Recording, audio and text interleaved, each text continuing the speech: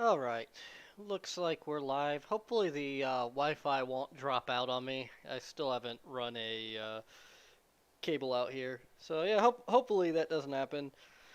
And let me know if the audio syncs really bad. I can't remember if I played with the settings since last time.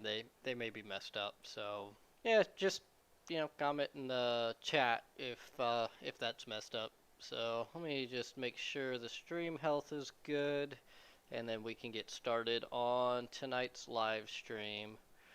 Alright, yes, we are connected, and it does look like it's live. Cool.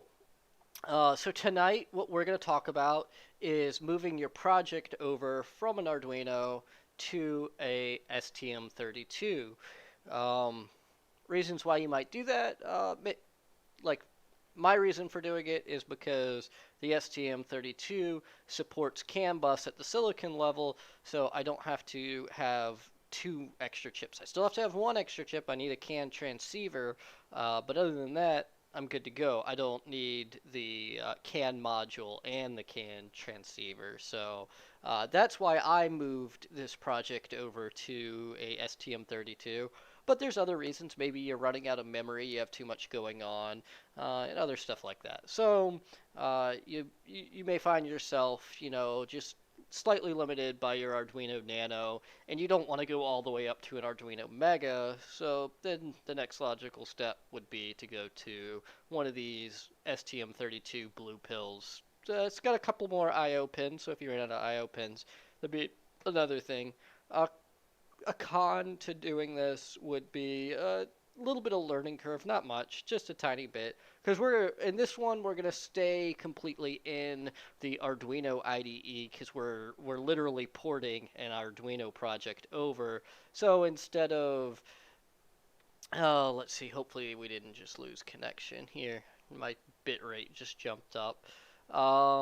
Okay, everything looks good on my end. All right, cool. Sorry, got distracted. I just saw my bit rate had dropped significantly there. So what was I saying? Oh yeah. So moving from the Nano to the STM32, some of the things you need to be aware of are some of the pins are only tolerant to 3.3 volts, while others are tolerant to 5. So just one of those things you need to pay attention to when you are moving to the STM32 platform, while everything is 5-volt tolerant on your Arduino Nano or Arduino Uno. I'm not sure about some of the other Arduinos. I believe some of the newer ones are 3.3 volt only on some of the pins, but I don't know for a fact.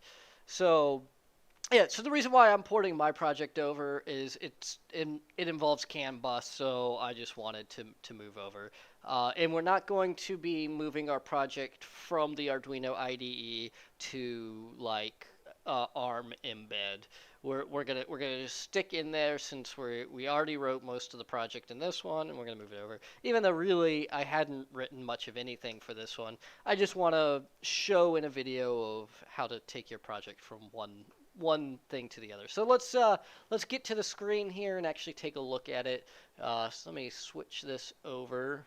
Right, screen. All right, and minimize. Okay, so yeah, I got the live chat pulled up over here. Nobody's chatting. Oh, oops. And we have Arduino IDE opened up. So this project, let's go back to the original. Oops, sorry. That was probably loud for you guys. Let's open the original project. Let's just go to recent. Open recent. Okay, close this one.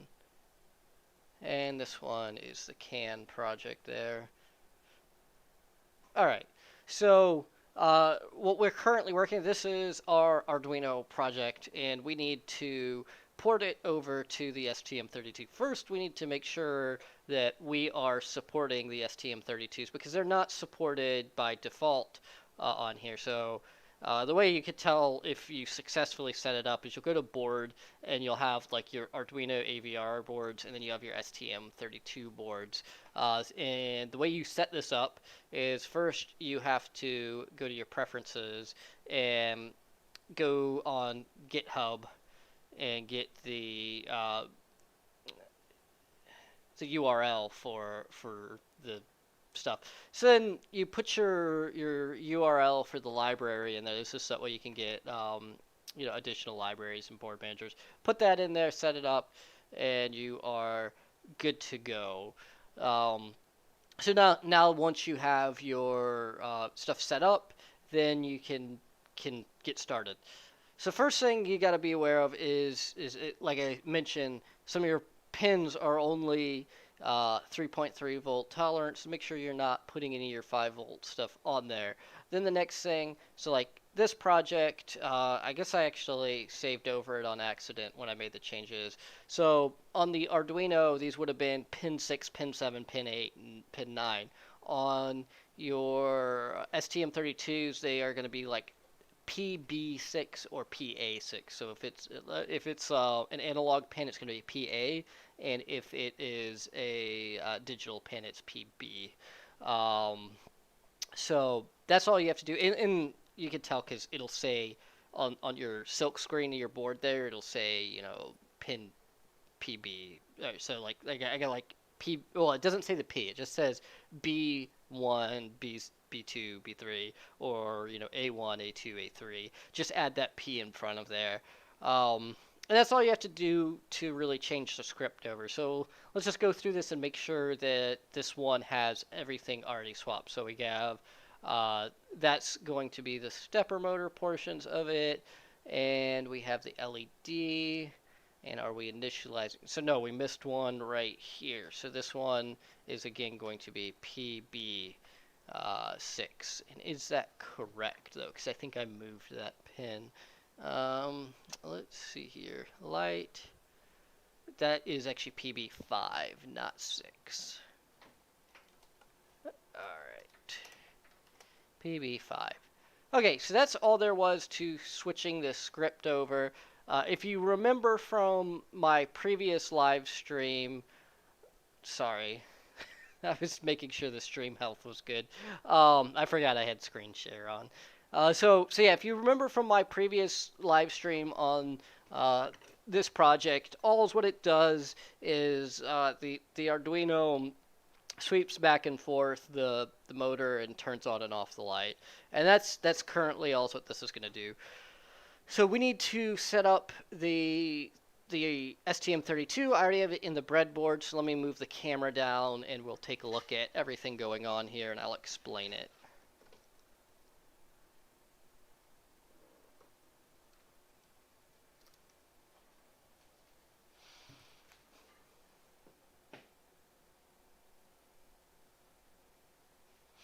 Alright, camera is moving. Let's get that set up better.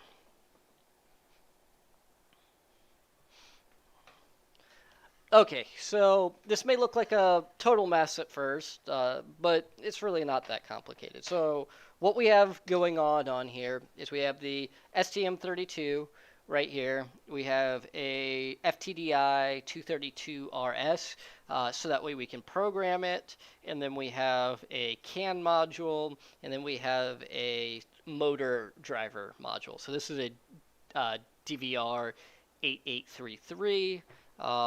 This one, I can't remember. Is this the Texas Instrument one? No, this is the microchips. This is a MCP 2551 is what that is. And then this is just an FTDI 232 RL, I believe is the part number for that. What you see sitting here on the end this is a cannable, so I'm able to talk to it over CAN once we get further on into this project. But right now, just ignore all of the CAN stuff. It's not even programmed in at all in what we're about to flash. Now, the next thing you need to do is set your boot mode. So you would normally be in boot mode 0, which is that. That's boot mode 0, which when it powers up, it'll just start running whatever's on there. If you put it in boot mode 1, it's going to erase everything when it powers up, but now you can program it. So that's what boot mode we want it in because we're about to program it. Now let me adjust the volume on my desktop audio so that way when I plug this in, there's not a ton of noise. Let me turn that down. Okay, that's turned down. I need to plug this into the computer so that way we can actually program it now with the Arduino Studio. So let me move, that's dirty. Okay, do that and that. Okay, so yeah, see, because it's in boot mode 0, as soon as we powered it up, nothing happened. It just, it got power and nothing's going on here. So let's go ahead and switch the screen back over so that way you guys can see what I'm doing on the computer, and we will program this. So let's do that. Screen, minimize that. Alright, so we are in Arduino IDE. We have selected the correct board, so we are working with a STM32, and it's got an STM32F1 series chip on there, which we're actually using a blue pill, but it's just the one that had the right chip. Okay, go back down, and yeah, we're on COM port 6, which is the correct COM port. So let's go ahead and program this.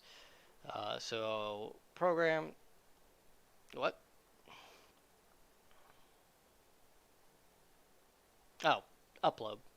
Sorry, brain fart. I've been doing the Miso programmer, or sorry, not Miso, the SPI programmer so much on this other Arduino project that I forgot what I was doing. Okay, so we're gonna go to Sketch and go to Upload. We're not using a programmer because we don't have a programmer on here.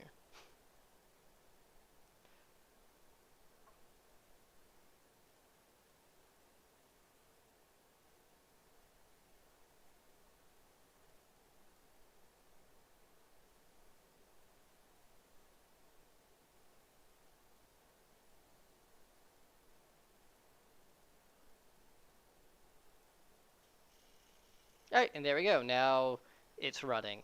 So what it does is it just sweeps the motor back and forth. You'll notice that programming the STM32 in here does take a little bit longer, and you always get something in the debugger.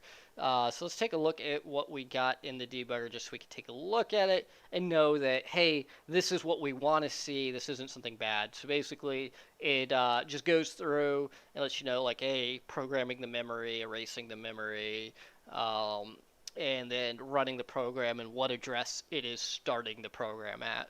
So nothing too crazy going on in the debug there.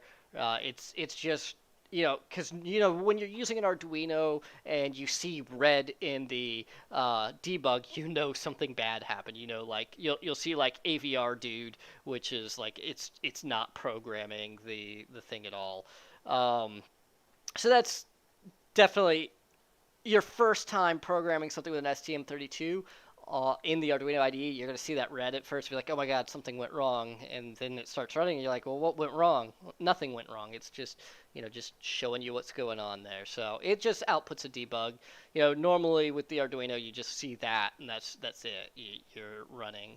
So nothing super complicated about setting up your STM32 for the first time. It's really pretty simple. There's some really good tutorials about setting up STM32 Arduino, or STM32 Arduino, whatever the name of that package was that I showed you in the beginning, because you do have to set that up to get it to be able to program them and show the boards. It's been like 2 years since I set it up. If I remember correctly, all is what you do is drop, well, I guess it's been a year, but still, you just drop that link in there, and I believe you restart the program and it works. I can't remember for a fact if that is how you set up the thing. It's been a while, but there's a lot of tutorials out there on setting up the STM32 Arduino board managers. So again, that was in your preferences, and then additional board managers, and you just put the link in there for it. I believe that was all what you had to do to set it up, but it's been a while. I've had this set up for quite a while, and I've only set it up twice now. I have it on 2 computers. So now let's take a look at what we actually have going on here with the project. That really sums up, a very simple conversion. We had a project that had everything written for an Arduino, and all what we really had to do is just change some pin names, and it works. Just the way they have it set up in this IDE. So nice and simple setup. You definitely run into some areas when you'll run into issues if your project is super abstracted out, where you have a ton of libraries in there, and these libraries were not set up for this setup. There are STM32 libraries out there you can find, like the ExoCAN library I'm going to show you here in a minute. That it's just for STM32s. But if you start using a bunch of Arduino libraries that are already set up with the pins names in there and stuff, you will run into issues. And that's really just a issue of abstracting everything out, and you just don't know what's going on in your project anymore, which definitely is something that happens in the Arduino IDE. I'm guilty of it, of just being like, oh, there's a library to do what I wanted to do. I don't have to write any script, and just start putting all the libraries in there, and there's like, you wrote like 3 lines of code, and everything else is just abstracted out into a bunch of libraries, and that happens, and there's nothing wrong with that. But you will run into problems then when you start porting things from one board to another, especially like when you're going from something completely different, like an STM32, which is a ARM-based chip, while your Arduinos are AVR chips, and then you have your you go to your teensies and all of that. Pins are different. So just something to be aware of. Teensies have a ton of libraries already written for them. So but that really sums up getting your project moved over from your Arduino to your STM32. Oh, it's got a couple of grounds there, couple of power pins, got a 3.3. I always set up the 3.3 rail and the 5-volt rail just in case I start using the 3.3 volt pins, so I'm not putting a bunch of load on the CPU. I can just have the 3.3 volts available too, which is nice with one of these kind of headers here. You can have, I got a 5-volt rail going here and a 3.3 volt rail going there with a common, it does a common ground between the two, so I don't have to worry about different grounds. So all right, let's take a look at doing the CAN bus, because this is the more interesting side of this project that I think everybody else will find interest in. And once I'm done talking about some CAN bus here, which this one I'm using a library, so a lot of it's abstracted out for me, making it nice and simple to get started. But then when we're done, we'll take a look at this guy here, which I'm sure all of the repair technicians probably know what this is. You guys know who he is. So we'll take a look at this on camera here in just a minute. But let's finish up what we're doing here with the Arduino, with the STM32 in Arduino. Let me just check something real quick here.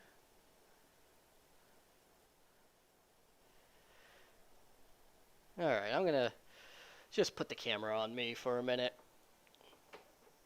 Alright, am I upside down? I am upside down. I picked the wrong one. Alright. Right. There we go. Cool. Yeah, still not right, though. There we go, guys. Super close up. Alright. Cool. So yeah, we're going to be looking at is the ExoCAN library, so that way we can do some CAN bus on here and not actually have to fully understand what's going on. We just hook it up and it's going to work, which is nice. There's not a ton of getting set up. I've had really, really bad experiences doing CAN bus projects over the years, so pretty excited to do it. But oh yeah. You were wanting to see this, or you were wanting to see some CAN bus? I don't know. I hate CAN bus, God. Or was it just my face right there in the middle of the camera? Coleman, what were we talking about there? All right. So I just got to make sure I have everything set up, so that way we're not wasting time. Just opening them all up. So open examples. Oh, y'all can't. I forgot I switched the camera. Let me switch the camera back so that way you can see what I'm doing. I just wanted to HDMI. There we go. Cool. Just because there's nothing going on the board to look at, so I figured you could look at my beautiful face while I'm doing this. All right. So what we're gonna do is we're gonna first pull up the ExoCAN thing so that way we can set it up. All right. ExoCAN. And this is only for STM32 stuff, so don't try to use this library with like an Arduino Nano or something like that. It's not going to work. Because again, like I mentioned earlier, the STM32s, they support the CAN bus at the silicon level, so we don't need a CAN module. We just need a transceiver. But yeah, so this is the GitHub. You just go download, it's not add file. Download the zip of it, and then you can go into the Arduino IDE and just add a zip library, and you'll end up with this guy. So, yeah, I didn't mean to actually include that into the other project. Drop that out. So that is how you set it up. So you just download it, and then I got sidetracked. Sorry, I'm terrible. I'm not focused today. Manage libraries. No. Sorry, that's how you add one that is on there. I literally just showed you guys. Why am I having a brain fart? Include libraries. There you go. So to add it, include libraries, and then add zip library. It uploads it in there. Then after you do that, you'll be able to use the example codes and stuff like that. So go to example codes. It says incompatible for some reason. That's just something to do with how we set up the library. It doesn't work right, but everything works in the library. So we'll open up the development one. The development one basically does everything that it's capable of doing. So it has a watchdog in it, and then the ExoCAN and Arduino gives you an idea how much memory it's going to use and all that. And yeah, when you use CAN bus on one of these STM32s, the CAN bus pins are the same pins as the USB pins, so you won't be able to use the USB port that's on the board if you use CAN bus. But we don't need the USB at all for this project because we program it over serial with the RS232RL from FTDI. And then once we make the final product of this is going to be in an enclosure with no USB port because it's a universal gauge pod. So yeah, no need for USB. So this doesn't hurt us. Some of the other chipsets might actually have the CAN bus on a different pin, but yeah, just on the silicon level, certain pins do certain things. They just have things that they do. All right, so this is really simple way to just get started with CAN bus. Let me turn this back on so that way we can program it on there. So let's just go ahead and just upload this without messing with it. It's going to take just a second. Same as last time. Let's see what I do with the chat window.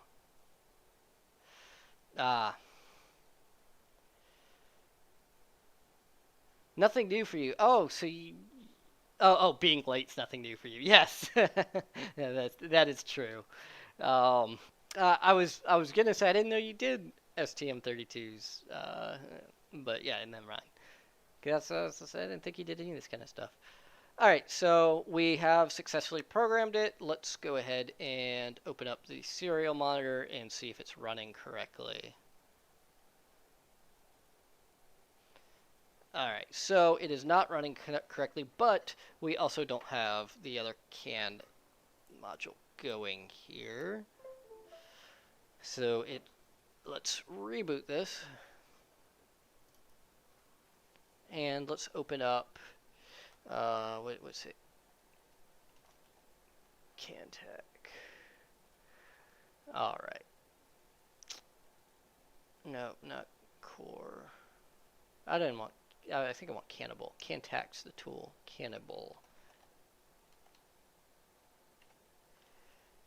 No, no, no.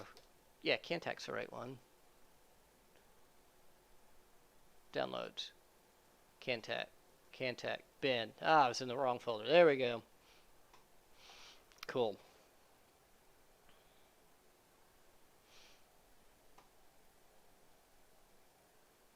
Oh no, I need to...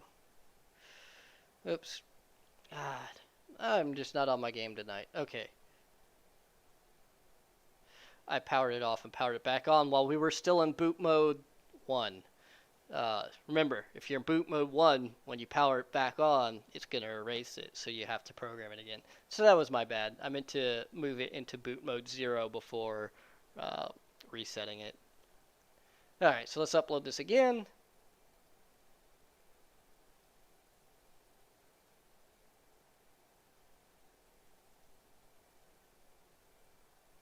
Alright, we have successfully uploaded it, so let's go take a look at Cantac. I don't think I've got it turned on, though.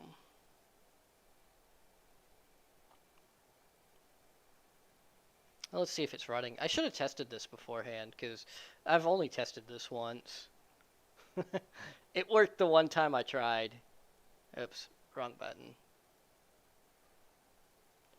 Yeah, that is not what I meant to press. Alright.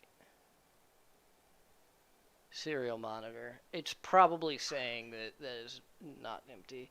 Alright, let's move this into boot mode 0. Give it a reset there. Okay, and then let's get Cantac configuration window. That's the wrong bitrate. I believe we're at 256. Alright, start live window. Because we need both modules going for this to work.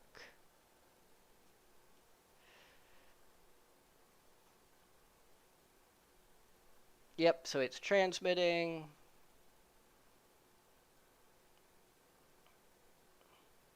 Oh, it transmitted once and didn't work. Do I have the wrong bitrate going?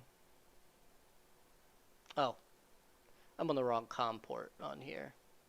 There we go. Now start. Fuck, now I closed the window. Tools. Oh, I don't use this enough.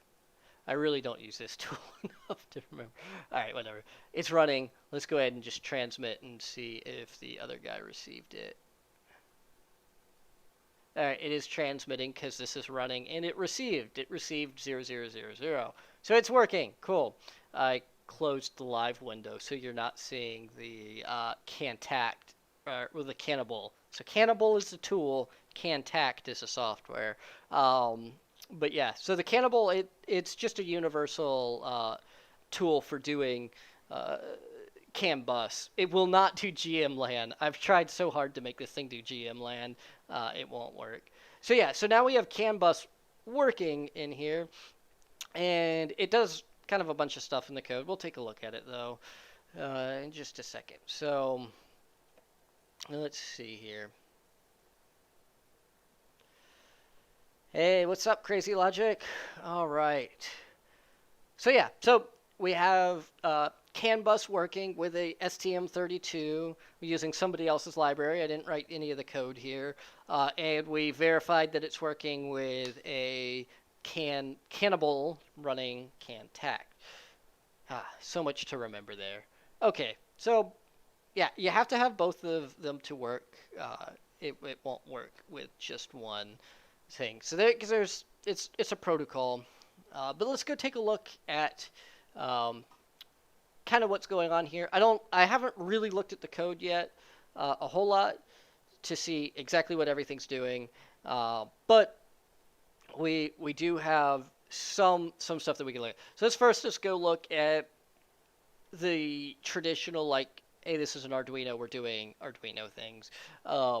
You have your void setup, which is doing that's how I knew what baud rate to select. And we have our different settings that we could set. So we are using, and let's actually open it up so that way we can look at that too. We're going to open up the the included file, the exocan H. So let me go find that. I know I have it downloaded. So that way we can just, that way it's not super abstracted. We can get a better look at what's going on here. So it downloads. And we have exocan master. And let's just open that up. I think Visual Studio is going to tell me that I need to pay for Visual Studio and quit. So yeah, there we go. So our different baud rates that are supported in, that's just in this library. They obviously, you could have written it, oh no, it's telling me that I need to make an account. We're gonna move that down into the bottom window so that way we can continue to look at just what we need to look at here. So yeah, the supported baud rates are 125K, 250K, 500K, and 1 meg. I would honestly just stick it to 250. I mean, that's more than enough. It's very, very fast, and we're not moving a ton of data on here. We're just trying to tell the gauge pod 3 things: what step to be on, should the air light be on, and should the backlights be on. Those are the 3 things this gauge pod needs to do. It's really dumb. It's a very simple gauge pod. So I don't know if I've explained this yet on the Universal Gauge Pod project, what I'm trying to do here. So I'm trying to make these gauge pods that you put into whatever you want to put it in, and you'll have one plug in the back. You plug that one plug in, and it goes to a master controller. You'll have another board that you plug it in, and it's going to be a modular board that you can put in whatever sensor data you want, go in, change some settings in the software, or write your own custom script for it, and it will run all your gauge pods over CAN bus. I originally didn't want to do CAN bus, which is why I originally did it with an Arduino, because I wasn't going to do CAN bus. I went on a couple of forums, and they all made me feel bad about myself that I didn't know how to do CAN bus, so here we are learning how to do CAN bus. But yeah, Visual Studio is not going to let me look anymore because I don't have an account with them. So exit Visual Studio. Let's open this up with something else. It's only going to let me open it with. So yeah, that was really what I wanted to look at there, is what baud rates, because everything's abstracted out, so you really didn't know that because it didn't tell us. So yeah, we can just change that to it should just be, what was it, 125, and we should be able to do that. Let me just make sure it's not defined anywhere else. BR, what was it was 250 originally. Oops. Find, okay, so that is hashed out, so we don't have to do anything there. Again, same there. So yeah, we just had to change it that one time. Cool. So yeah, we've changed it to, let's go ahead and upload that and see if that worked. We got to move it back over to boot mode 1. So I've moved the pin over to boot mode 1. Got to reset it and upload. All right, now we need to go to the configuration window here and change this and start. Where is, there it is, live window. Cool. Yep, and see there, it worked. So now we are transmitting at the new baud rate. So we are now, so that's all there is to changing the baud rate in this. Let's see if we can find something else useful to change. We could change the start ID, but how do we know? Because you could do extended frame and short frame. How do I know which one it's doing?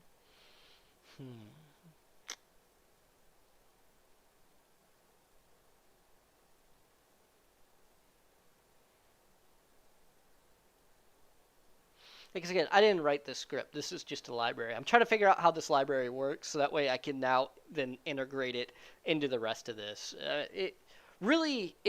I don't need to change too much about it to make my project work, because all what I need to do is read what's coming in.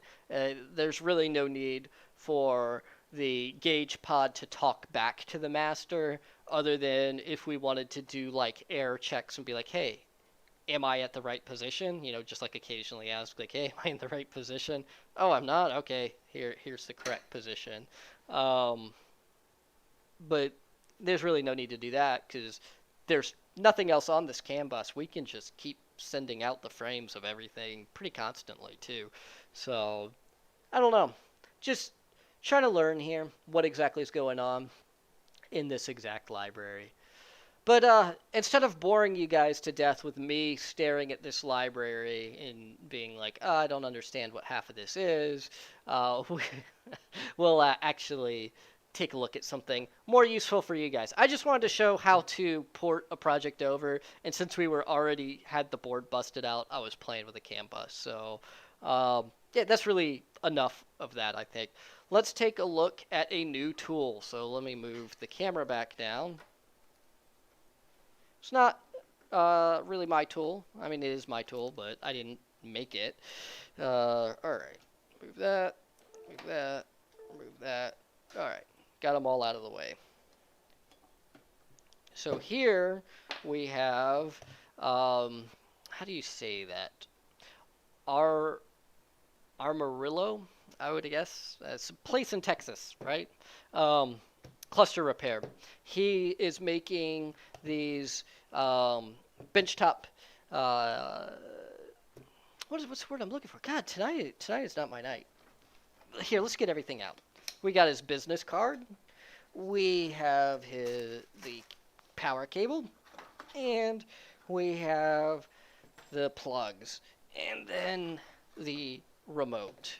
So what this is a bench tester for instrument clusters, and this is a universal bench tester. I believe he's going to try to support as many instrument clusters as he possibly can with this, and it's not just going to be GM. Basically what you have here is a output for, output would be this way. So output for your connectors, which just use these 8-pin these look like aviation plugs. I don't know the exact part number for the plugs he's using on here, but they look like aviation plugs. And so you comes with the plug here, and you just put it in. If I can get it lined up. These aviation plugs always get me. I never can line them up. All your like knockoff Hacko kind of units, they all use aviation plugs. Same with like the hot air stations and stuff from China, they all use these style aviation plugs. Apparently they're pretty inexpensive. I assumed that they were not cheap, so I asked him how much they cost.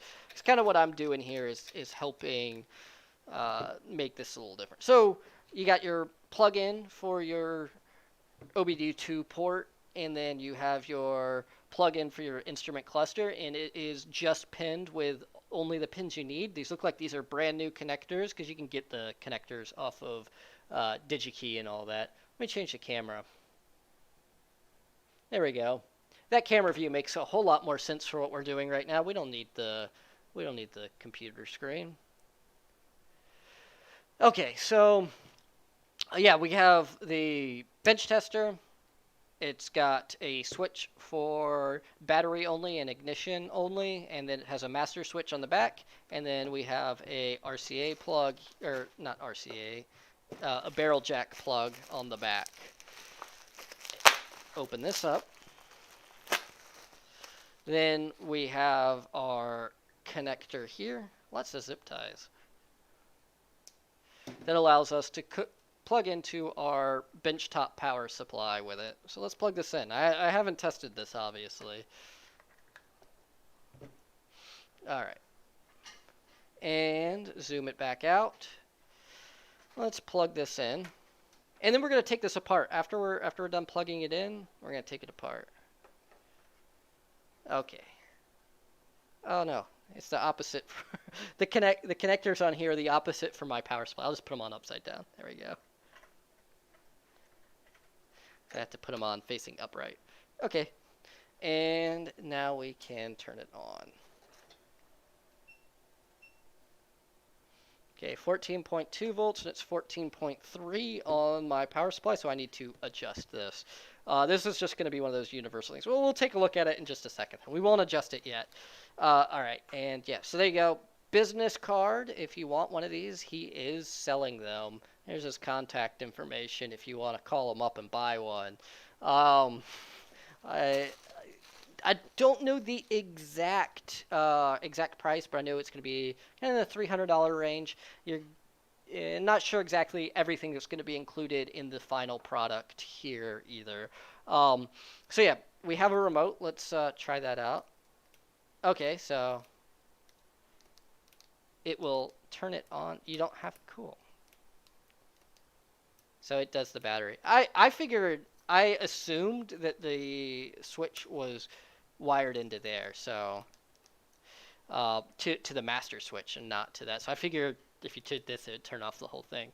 So okay, that's interesting. Which means it can turn it on and off regardless of this switch is on. But if the switch is on, it can't turn it off. So it doesn't make sense. Doesn't make sense. I'm gonna have to talk to them about this. This is a feature looking to be added here, in my opinion. Just giving honest opinion here. I do believe that the switch is. Sounds like my bench is always. All right, so cool. Let me turn this off and we'll take the pin out. All right, so let's take this apart. Let's take a look at what's inside of here. We're going to see what we get in the box.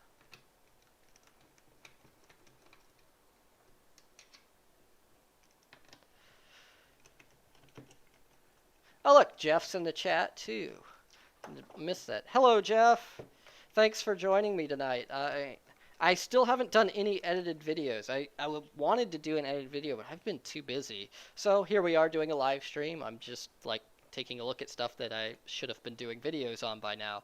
All right, so inside of here we have one of these universal little amp meters and power meters, and then we have all of our plugs. It looks like they are all Loctited in, so that way they don't come loose over time.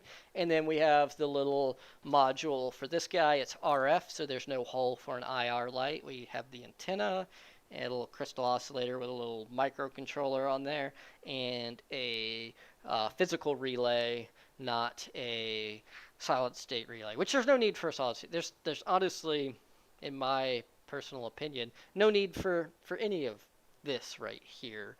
What I think we should do is take this out and put a lithium polymer battery in there and make this thing portable. That's just my thought. So maybe in a future video we'll do that. But let's adjust this. So that was definitely wrong. So let's get that back on. Let me get a screwdriver and adjust the reach. You can adjust this. Looking for a tiny Phillips head.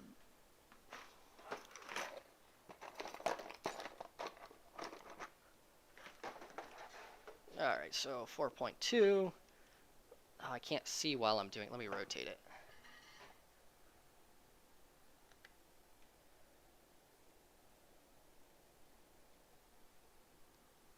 Oh, I'm not moving it. Well, let me find a different screwdriver. That one, I guess it's too big. All right.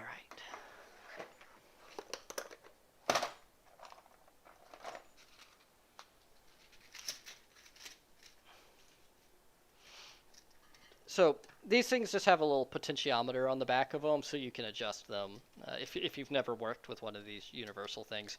But they also have one for the amperage. The way they work is so you have a little shunt right here, so that way it can do its current sensing, and then pretty simple. They're pretty simple little designs on these. All right, let's see. All right, cool. Now I can adjust it. All right, let's put the power back on it. 4.3, that's what we should be at. Cool. Adjustment work there. But yeah, I'll just do a little potentiometer right here, and you can go up and down with it. So, see, 4, 4.2. Let's get it back up to 4.3.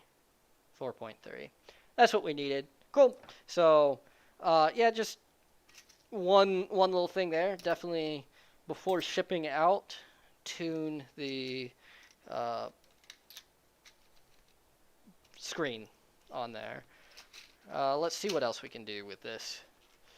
So, what I find great about this is just the simplicity of being able to not have to. You don't have to do this. You don't have to do what I'm currently doing. I got this whole mess of all my different plugs and soldering the wires on there and getting stuff stuck in them. Or just twisting the wires together so that way I can take them apart and all that mess. I love how clean this is. It's a very simple thing. I think things just to cut some cost on production. I would just say that this probably can go. And you also probably don't need the master power switch on here unless you're going to put the lithium battery in. I think there's plenty of room in here to put a lithium. Yeah, that is actually where I got the screwdriver kit. This is a Banggood screwdriver kit, and I really like it too. These things are great. Oh, there's solder in there. Yeah, it keeps them all organized so you don't lose them. Yeah, this thing, I like it. They're cheap though. Don't abuse them.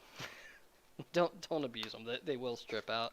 All right, so back to this. So yeah, we could totally fit a BMS in here. So a BMS and then put a little LiPo battery here. These instrument clusters pull like an amp and a half at maximum. So put a 2 amp hour battery in there and you're good. I mean, 2 amp hours way overkill. You really don't even need that much. So a little LiPo, that would allow the mobile mechanics that do this kind of stuff to plug into and test these things out in the field without having to take it back to their bench to do a repair or anything. You can just hook it up right there, test it, and be like, oh yeah, it works. And in theory, you would be able to use this to do your diagnosis. And then if you brought with you like a one of those TS100s or oh yeah. So there we go. Now we really got it going. Okay, so what we got to do to this thing is lose the switch, put the LiPo battery in there, and also put a USB port on it that's just power, so that way you can power your TS100 or TS80 soldering iron out in the field, and it's everything you need. It's this is your workbench to repair instrument clusters, because all that you need is to fix one of these instrument clusters. There's 2 things you need. Well, 3 things. You need solder wick, flux, and solder. And those are the 3 supplies you have to take. You don't actually have to use a solder sucker or a real solder sucker to do them. You can use solder wick to take off the stepper motors. It's completely possible to do that. So in a field bag, this would fit very easily. This is a nice size package to put in a field bag, and you can fit this with your TS100, and there's everything you need. You can do your instrument cluster repairs in the field, and you don't need anything else. So that's where I would go. That's the direction I would go with this. I would almost say do 2 models. Do one model that is literally this, like change nothing about it, and let people use this on their workbench. And this could just sit in the corner of the workbench. It's always there, ready to go. But I think where this thing could really shine and really, really show off is actually as a field tool, because there's a ton of mobile mechanics that do this kind of stuff. And they really need better tools for out in the field doing their repairs. That way they don't always have to take it home to their workbench to do repairs. Especially if it's a quick, easy thing. You plug it in, you go to sweep the gauges, and you go, okay, all the gauges are good, all the lights are good, but somebody busted out the thing, the ABS light. Let me just solder that in real quick, and you're good to go. In my opinion, you should rebuild the entire instrument cluster, but you know, there's definitely a market for cheap repairs like that too, where you're in the field and somebody's just like, yeah, I just need this one thing fixed. I don't want the whole cluster repaired. You go, okay, yeah, $20, put the bulb in there, we're done. Okay, cool. Whatever. $20 is too low. You should charge more than that. It is just first number that came to mind. So yeah, I think this thing could really shine as a field tool. So let's go ahead and go grab. I just want to show you that you can do everything you need with this. You don't need the PCM in a box. Let me go grab my OBD2 scan tool. I believe. Yeah, because I can't do. So, well, I can do it with this. We'll do it with this one. We'll use this one. Let me find my Bluetooth module. Plug it into the computer. All right, we got the Bluetooth module. So you can do all the stuff that I showed in the other videos with this too. You just can't use don't use the crappy software that came with this thing. I forgot the name of the software. It's on my computer, but yeah, terrible software. It makes the thing almost useless in my opinion. But it's OBD Wizard or Wiz or something's the name of their software. It's complete trash. But okay, let's get this thing wired up and give it some power. There we go. We have only feedback on this of like just as this package what I'd change. Well, a lot of people hate blue lights. I am not one of those people. I actually really like blue LEDs, but I know a ton of people hate blue LEDs, so maybe want to use red, just because some people may not buy this because of their sheer despise of that. All right, what am I looking for? I'm looking for nothing that would be in there. I'm looking for an instrument cluster. I have a ton of them. All right, let's just grab a random one. Okay, got an instrument cluster. This one's a working one. Okay, and so that is battery, and that would be ignition. We need a third switch. It needs a third switch. It needs a backlight switch. You need to be able to turn that off. It's really hard to diagnose things with the backlights on. If you have like something weird going on with power, this needs to be adjusted too. This is that's significantly off. But where am I at with this? Focus. All right, yeah, we need a switch to turn on and off the light. So yeah, delete the master switch back here. You don't need it. Put it up here. That's just a master switch. So take this switch, let's move it up here, and make that switch for turning on and off the backlight. On and off the backlight, and turn off the turn signals with the backlight. That way we can kill all of the lighting to help diagnose other things going on in here. Is my thought on that. But I don't know. Maybe there's a reason why lighting, maybe because of the 8-pin connector, we're not connecting lighting through that. I don't know. I'd have to look at the pinout of this to see how you're doing that to figure out why there's not a switch for the lights. But definitely makes diagnosing problems much easier because, when you first get the instrument cluster in, it's got like 2 or 3 burnout bulbs, and you're like, yo, what's going on with this thing? And you're looking at your current values to see if like, hey, do I have like a short somewhere? What's going on? So definitely need to switch to turn off the light. All right, but we're going to focus back in on what I'm doing here. So we have the OBD2 scan tool plugged in to it.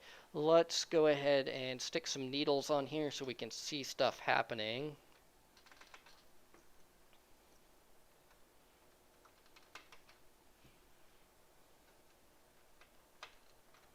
Okay, so we got a couple of needles on there.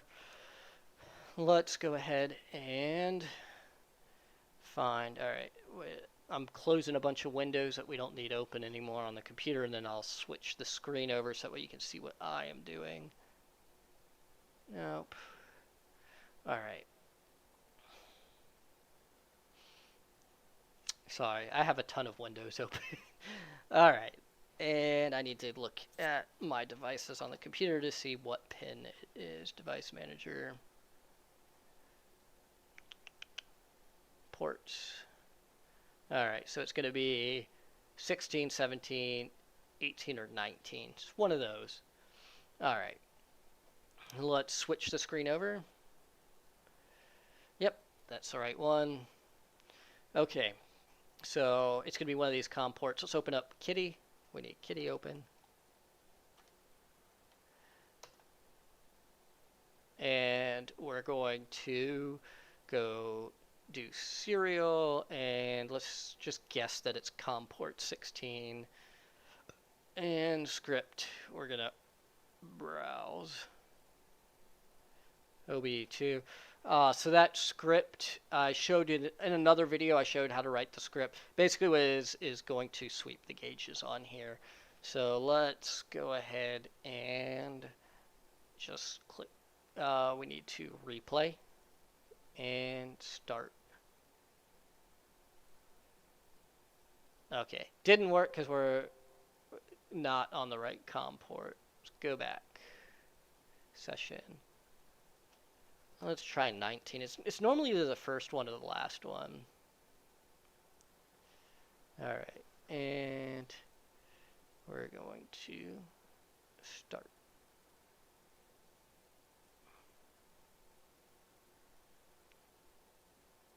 Okay, COM port 16 wouldn't open. All right, let's try the other one.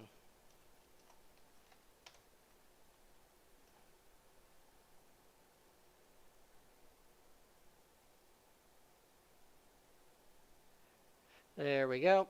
Cool. So, oh, it had an error for some reason. Why did it stop?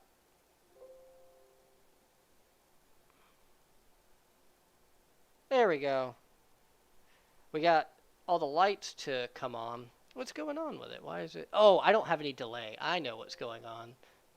I forgot to give it a line delay. That's why that was happening. So it was just shoving out the information too fast for the instrument cluster to process it. You do need to put a line delay in there. I normally do half a second. All right, start. That was my fault. And now it won't open up COM ports 17. I probably left it open. No. All right, close. There we go. So there we go. Swap the gauges. And that completed that test. So there we go.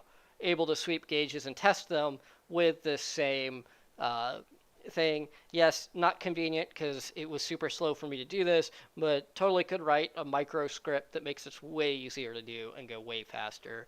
And also you can do this with your cell phone to it too. So just mentioning that, doesn't have to be on a computer. You're not tied to a computer for being able to sweep the gauges with this thing.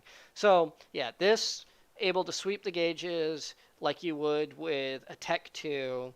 Just plugged into that. And again, if your mobile mechanic's doing this, he's probably already going to have his own scan tool that he's taking out in the field with him. So you can just plug that in real quick and just go through the options and do it on there. Like a Snap-on Solus, you can go in there and sweep the gauges with that. You just plug in and sweep the gauges. You can also program your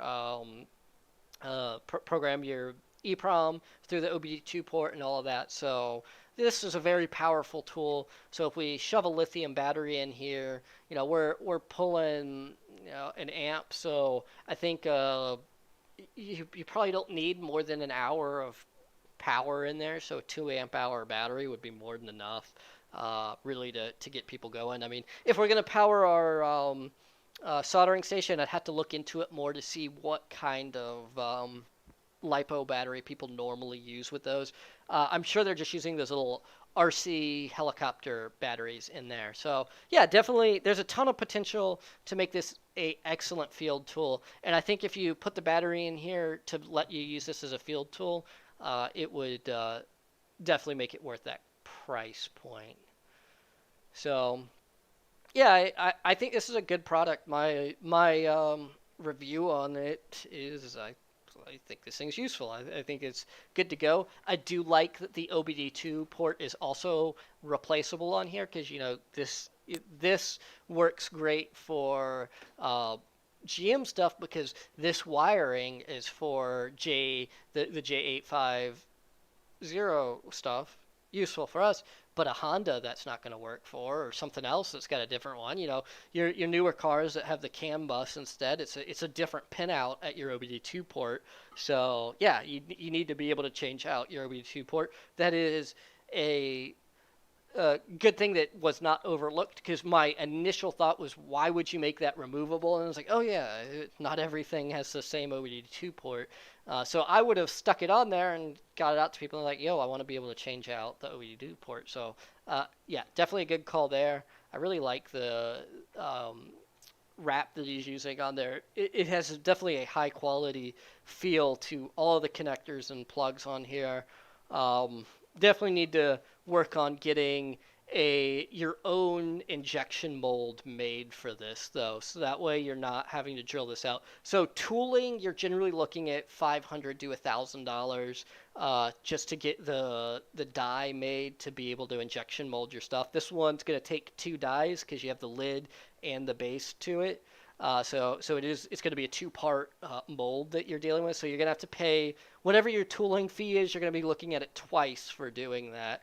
And then you just take it to a manufacturer and they'll be like, hey, here's my Fusion 360 files. Please make me a die out of this, and then you then get them injection molded. So that way, because he mentioned it takes 5 hours to make one of these. That'll significantly reduce your build time, because there's no screwing in no drilling. All your holes are already cut, so that way you just drop everything right in there. So yeah, I think it's a pretty cool product here. I think I'm gonna wrap up the live stream here. Let's see any. True. You do have the customer's car as a PowerPoint you can plug into, and you would have your whatever your work car is too. So that is true. So you really don't need a huge battery either, because you could just just have like a small battery in there just to get things done, and then you can just have a cigarette lighter connector on there, so that way you can go just shove it in there once the battery is low. Stuff like that. Uh, I'm not a big fan of the idea of plugging your tools into the customer's vehicle, just because, they never take. Cigarette lighters are always ruined on people's cars, especially smokers. But unless cars have them. But fuses can be blown, and that's more work for you before you can get started on it. So I'd like to eliminate, the whole point of using this is to eliminate the need for the customer's car anyways. So with that, so we can turn it off to where it's just battery now. We don't have ignition switch. We can see if it goes to sleep properly. That's another diagnostic tool that's really useful. So let's wait on that. Oh, but see, we can't really actually pay attention because we have the lights on.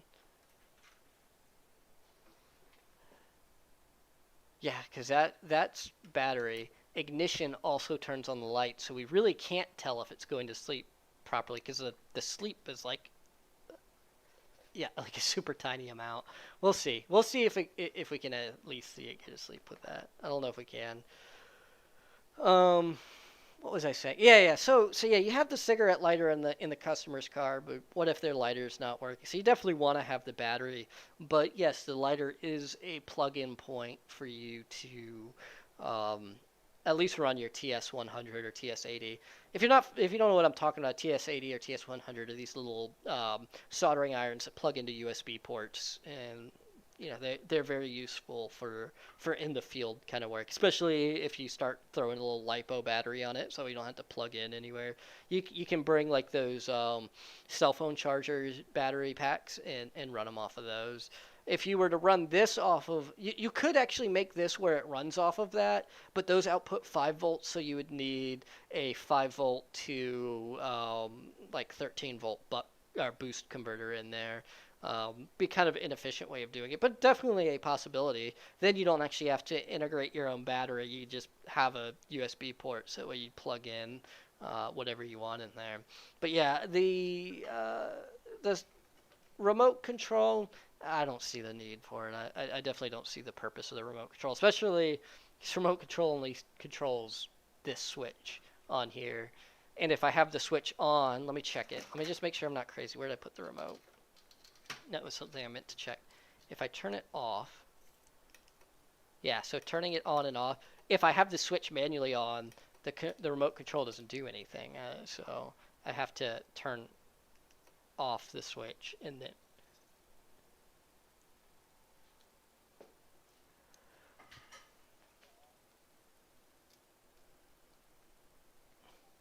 I lost my camera. The battery died.